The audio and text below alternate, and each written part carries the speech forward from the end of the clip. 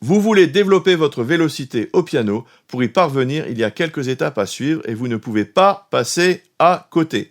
Parce qu'il ne faut pas uniquement gagner en vitesse, mais également il faut de la précision et de la clarté dans votre jeu. Je vous montre tout après ça.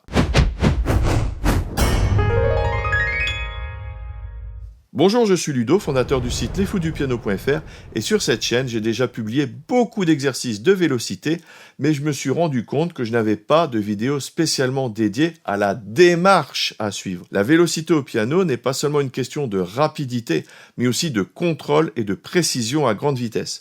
Avant de vous plonger dans des exercices, vous devez comprendre que jouer vite nécessite d'abord de jouer précisément. Allez, on passe à la démarche. Quand vous attaquez un exercice de vélocité ou un morceau rapide, paradoxalement, vous devez commencer très lentement. Donc vous commencez par jouer très lentement et en articulant au maximum. Vous pouvez utiliser un métronome. Si vous trouvez que le métronome c'est trop embêtant, je vous conseille souvent d'utiliser des boucles de batterie. Vous en trouverez assez facilement sur Internet. Cela rend la chose un petit peu plus agréable et moins lassante. Quand tout est absolument au point, vous pouvez augmenter progressivement la vitesse. Mais attention, ne le faites que si tout est vraiment bon, lentement. Vous verrez qu'à une certaine vitesse, vous allez entendre des imprécisions dans votre jeu. Des notes qu'on entend un petit peu moins ou pas du tout. Des défauts rythmiques, un manque de régularité, des doigts qui flanchent, parfois même des douleurs. L'objectif est de pousser vos limites, mais en gardant un maximum de précision. Et pour cela, il y a des techniques. La première technique que je vous donne est de bien marquer les temps. Prenons par exemple cette série de croches, ça vient du fameux Anon, donc le livre d'exercices techniques, parce que vous avez ce grand classique qui est utilisé depuis des décennies maintenant. Voilà, hop, il est là, le Anon. La bonne astuce est d'accentuer la première double croche de chaque série de 4. Cela signifie de les jouer un peu plus fort, mais cela va vous aider non seulement dans la synchronisation des mains, mais aussi à mieux retomber sur vos pattes, à mieux tomber sur les bons temps. Par exemple, si vous avez des doigts qui filent un peu, eh bien vous pourrez vous rattraper sur le temps suivant. Faites-le systématiquement pendant votre phase de travail. Pour pouvoir bien retomber sur vos pattes, je vous conseille de mettre donc des accents. Qu'est-ce que ça veut dire? Ça veut dire marquer plus fort certains temps forts. Donc je reprends mon exercice de Anon. Eh bien le premier, je vais le taper plus fort. Do, mi, fa, sol. Et le la, je vais le taper plus fort aussi. La, sol, fa, mi, ré. Et je garde le même principe pour tout. Ré, fa, sol, la, si, la, sol, fa, mi. Vous voyez? Et cela ne veut pas dire que les autres, je n'articule pas. Hein. C'est-à-dire que là, je le marque un petit peu plus.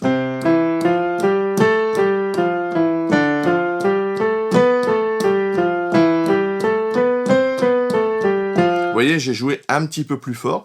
Et comme ça, quand je vais accélérer, eh bien, ça va me servir un peu de repère. Si je prends bien l'habitude de le faire, ça va bien synchroniser les deux mains.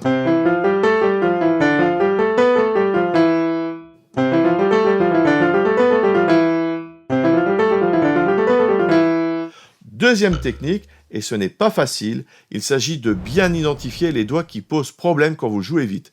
Alors vous allez me dire que c'est évident, mais je vous assure que non. Quand vous êtes concentré sur votre jeu, vos doigtés, etc., eh bien, on vous oublie souvent de vous écouter. Et je vous assure que c'est un problème très courant. Quand on demande à quelqu'un quel est, à son avis, le doigt qui a flanché, eh bien souvent, il ne sait pas ou il se trompe. Mais à notre époque, vous avez de la chance. Vous pouvez facilement vous enregistrer ou vous filmer avec votre smartphone. Vous faites une analyse précise. Alors, en général, les problèmes viennent des articulations des doigts 4 et 5. J'ai fait une vidéo spécialement là-dessus, vous la trouverez ici. Et une fois que vous avez identifié le problème, vous travaillez en boucle la mesure concernée. Il ne sert à rien de tout reprendre au début. Je l'ai souvent dit et répété, mais il faut vraiment travailler les passages difficiles en priorité. Sinon, vous perdrez votre temps. Et je vous assure que je l'ai vu très souvent. Troisième technique, il sera impossible de garder l'articulation maximale en étant très rapide. Donc quand vous êtes lent, vous articulez au maximum, mais plus vous êtes rapide, moins vous pourrez faire de gestes aussi amples. Donc quand vous accélérez, eh bien vous pouvez attaquer les notes d'un petit peu plus bas. Quatrième technique, alors ça c'est un truc que je faisais, mais que je n'ai pas vu dans les méthodes. Il s'agit de s'entraîner à jouer un petit peu plus vite encore que la vitesse normale du morceau. Par exemple, si le tempo est à 120, eh bien vous pouvez le jouer un petit peu plus vite quand vous exercez, je sais pas, moi 130 ou 140. Donc c'est un petit peu le principe du qui peut le plus, peut le moins. Si vous ne le faites pas, eh bien quand vous jouerez le morceau à la vitesse normale, vous serez peut-être à fond de technique, comme on dit, c'est-à-dire dans votre limite technique. Donc si vous parvenez à jouer un petit peu plus vite, eh bien vous allez améliorer votre technique et donc la vitesse normale vous semblera un petit peu plus facile. Mais faites attention car il y a un gros piège. Si vous prenez l'habitude de tout jouer plus vite, trop vite, eh bien vous risquez de vous emballer et de jouer tout le temps trop rapidement et vous allez perdre en musicalité. Ce n'est pas une course, le tempo n'a pas été choisi par hasard. Vous devrez apprendre à vous écouter et surtout à vous contrôler. Alors, c'est bien beau toutes ces astuces, mais vous vous demandez certainement quels exercices jouer pour progresser efficacement. Les exercices. Pour les exercices de vélocité, vous avez les deux grands classiques. Alors, je vous ai montré le Hanon tout à l'heure. Donc, il est là. Hop, là, je vous montre. Hop, voilà. Et il y a aussi le déliateur. Bon, on parle plus souvent, je pense, quand même un petit peu du Hanon que du déliateur. Voilà, ici, un déliateur. Ce sont les grands classiques, c'est efficace, cela prépare pour tous les styles de musique. Par contre, ce qu'on peut reprocher, c'est que ces exercices ne sont pas directement applicables dans votre musique, en improvisation par exemple. C'est pourquoi j'ai conçu d'autres exercices pour vous aider à progresser. Ce sont des plans réutilisables si vous le souhaitez.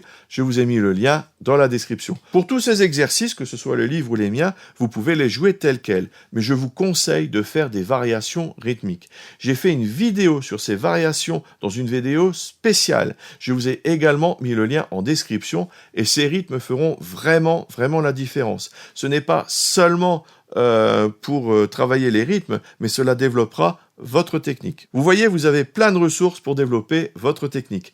Enfin, j'ai créé des vidéos avec des exercices vraiment sympas pour développer votre vélocité en jouant des morceaux avec des accélérations.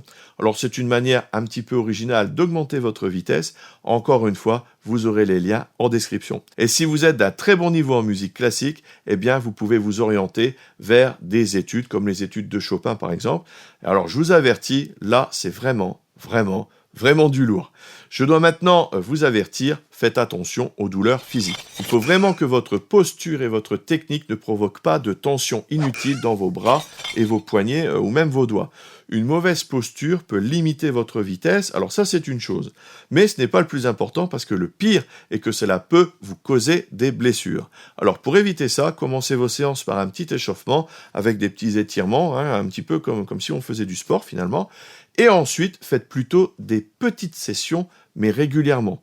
Faites également des pauses quand vous faites ce genre d'exercice. Et si la douleur s'installe, ne forcez pas trop, arrêtez-vous, massez vos mains, vos poignets, vos avant-bras, reposez vos muscles un petit peu avant de recommencer. Augmenter votre vélocité au piano vous demandera du temps et de la patience.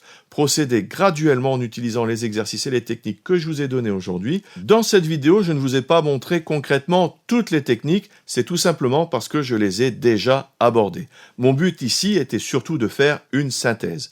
N'hésitez pas à nous donner en commentaire ce que vous avez déjà utilisé comme exercice technique et de nous indiquer si cela a été efficace pour vous ou non. Ce serait vraiment intéressant pour tout le monde. Et si vous voulez apprendre à jouer du piano grâce aux accords et improviser, il y a toujours mes cours gratuits, toute la théorie et surtout la pratique, comment enrichir votre jeu en jouant un même morceau de 10 façons différentes sur votre niveau. Pour recevoir les guides et les vidéos, vous cliquez sur le lien dans la description. N'oubliez pas le petit j'aime, l'abonnement, la petite cloche juste en dessous. Merci et à tout de suite dans les vidéos bonus. Salut!